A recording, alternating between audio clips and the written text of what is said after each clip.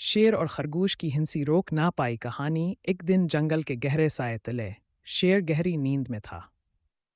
उसका मना थोड़ा खिला था और वो नरम सांस ले रहा था। अचानक खरगोश आहिस्ता आहिस्ता उसके कान के पास आया। शेर भाई, आग लग गई, आग लग गई। खरगोश ने खुशमजाह के अंदाज में कहा। शेर फौरन जाग गया, आंखें खोलें और घबरा गया। वह उठकर इधर उधर भागा, अपने पैर जमीन पर जोर से मार रहा था। फिर तालाब के पास पहुंचकर जोर से जप्पा मारा। पानी छड़का और पूरा भीग गया। पानी में से निकलकर गिरने वाले पानी के कतरे उसके बालों पर चमक रहे थे। कहाँ है वो आग? मैंने कुछ नहीं देखा, शेर ने गुस्से में कहा।